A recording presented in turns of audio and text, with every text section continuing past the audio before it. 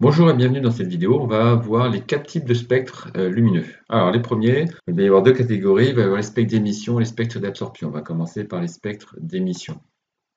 Alors il y a deux façons donc d'émettre de la lumière, soit avec des corps chauds, voire même très chauds, soit avec des gaz à basse pression qui sont également un petit peu chauffés.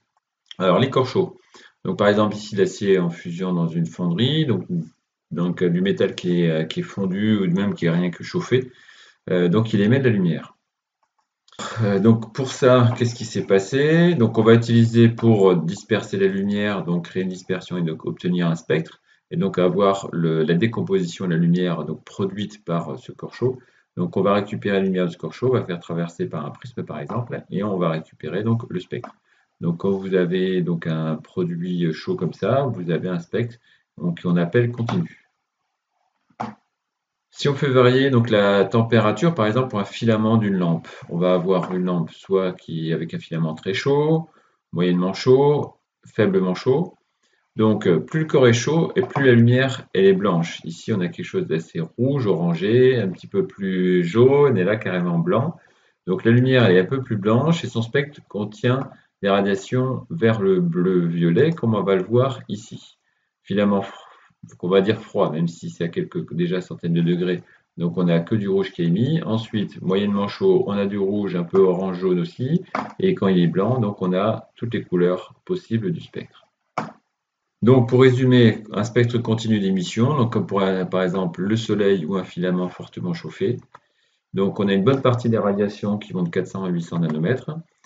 Donc, comme par exemple ici, on peut avoir la partie violette ici qui est effacée, mais on a donc une bonne continuité donc des couleurs donc sur tout le spectre possible. Donc ça, c'est un spectre continu d'émission.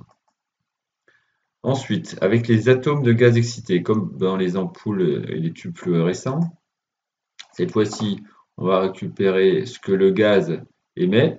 Voilà, on le décompose avec un prisme. Et cette fois-ci, on va obtenir un spectre de cette forme-là, c'est-à-dire avec plusieurs traits donc parallèles, mais qui sont séparés. Donc en laboratoire, on a un générateur, une lampe, donc à vapeur, par exemple ici de mercure. On étudie la lampe avec un spectroscope, donc ici à fibre optique. Donc c'est cet appareil-là qui va analyser le spectre. Donc on obtient un spectre de raies, donc polychromatique, avec plusieurs raies, donc plusieurs couleurs du coup différentes. Il pourrait très bien y avoir plusieurs raies jaunes, donc ça, il n'empêche qu'il serait quand même polychromatique. Avec une lampe à vapeur de sodium dans le même genre, on a un spectre de raies qui est quasi monochromatique ici, donc parce qu'il n'y a qu'une seule raie, donc mono vient de une seule. Pour résumer, donc les spectres de raies d'émission ont cette forme-là, c'est-à-dire que ça provient de gaz qui sont à basse pression, qui sont chauffés légèrement. Ils vont émettre une lumière. Donc cette lumière va être composée de quelques lumières bien précises. C'est pour ça qu'on appelle ça un spectre de raies. Donc le fond, il est noir avec des traits colorés. Il faut savoir que chaque élément chimique va donc produire des raies positionnées à un endroit précis. Donc c'est comme une carte d'identité ou c'est comme une empreinte digitale pour une personne. C'est vraiment personnel et donc ça permet, la position des différents traits permet de reconnaître en fait un élément chimique. Deuxième grande catégorie de spectres, les spectres d'absorption. Donc on a au départ, on a la lumière blanche qu'envoyée vers une substance, donc ça veut dire qu'au départ, on a absolument toutes les couleurs, donc du rouge jusqu'au violet. Ensuite, on analyse la lumière qui est filtrée et transmise par la substance. C'est-à-dire que cette substance-là va en arrêter certaines et on va en laisser passer une bonne partie. Par exemple, ici, on prend un projecteur diapositive, la lumière est blanche, ça traverse là une solution qui est violette, on a le système qui va analyser, donc ça veut dire qu'on aura la lumière blanche moins ce que la solution violette va enlever. Donc, on a ici une source blanche, la solution violette qui est sur le chemin, et on va regarder ce qui va passer. Finalement, on a un spectre qui est continu parce qu'on ne voit pas des raies uniques qui sont positionnées, mais par contre, on a une certaine partie du spectre qui est effacée. Voilà, avec plus de précision, donc le spectre de bande de la solution, donc le spectre de bande d'absorption de la solution violette. On a là, autour du bleu, ça passe quand même, autour du rouge également, mais là, tout ce qui est bleu ciel, vert et jaune est complètement arrêté, donc complètement absorbé. Et donc, on a quand même un spectre continu parce qu'on a une large zone de couleurs qui vont passer, même s'il y en a certaines qui ont été effacées, comme le violet par exemple ici aussi. Donc, les spectres de bande d'absorption, comment on les obtient? Lumière blanche avec un liquide ou un solide qui sert de filtre.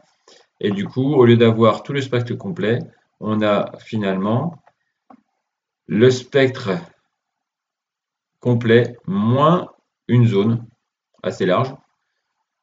Donc, ce qui va donc nous entraîner ce spectre d'absorption, puisqu'on a absorbé une certaine partie du spectre, donc certaines couleurs du spectre qui ont été effacées, qui ont été conservées dans la solution, et va passer finalement le reste.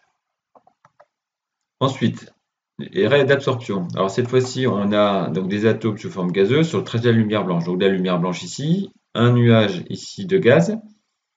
Et donc, ce qui va passer va être analysé et on va obtenir ceci, c'est-à-dire on a le spectre en fond, on a le spectre de la lumière blanche, toutes les couleurs, avec quelques raies qui sont effacées, donc qui ont été absorbées par le gaz et qui ont été renvoyées un peu dans toutes les directions, mais du coup finalement très très peu dans la direction où on étudie la lumière. Donc finalement, dans la direction de la lumière, on va avoir donc des couleurs qui vont être absentes. On a des fines raies noires d'absorption dans le spectre continu de la lumière blanche qui sert de base. Donc pour résumer, les spectres de raies d'absorption, donc on a le spectre blanc moins quelques raies noires qui sont éliminées. Et on a noté que les spectres de raies d'émission du mercure et les spectres de raies d'absorption du mercure dans cet exemple-là sont complémentaires, c'est-à-dire qu'il y a un face-à-face, ce qui est émis d'un côté et ce qui est absorbé de l'autre côté. Et donc on a un parallèle complètement évident qu'on peut faire entre le spectre des raies d'émission et d'absorption d'un gaz. Pour continuer avec les spectres de raies, donc on va voir donc justement l'aspect des spectres de raies d'émission et d'absorption selon les éléments chimiques. Par exemple, je vais allumer donc une source contenant de l'hydrogène. L'hydrogène va produire quelques raies donc colorées à certaines positions dont on peut mesurer la longueur d'onde. Si je regarde son spectre d'absorption, il est complètement complémentaire, c'est-à-dire que les raies colorées à un endroit, sont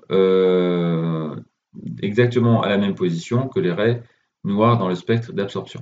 Si je change d'élément chimique, on peut observer que ces raies ne sont pas au même endroit. Donc ça veut dire que chaque élément chimique va avoir ce spectre bien spécifique et va être reconnaissable par la position donc, de ces raies. Il suffit d'avoir une banque de données pour chaque élément chimique, savoir exactement où sont situées les raies d'émission d'absorption. Donc peu importe ce que c'est, mais en tout cas, quoi qu'il arrive, à chaque fois, les raies d'émission ou d'absorption donc sont au même endroit, donc à la même longueur d'onde. Il suffit donc de connaître la base de données. Alors maintenant, ça se fait de manière informatique pour reconnaître la position donc, des raies d'absorption ou d'émission. Pour résumer, donc les quatre types de spectres lumineux sont les suivants. Donc spectre continu d'émission. Donc on a une large bande de couleurs, donc on ne voit pas de raies, en tout cas dans ce type de spectre-là.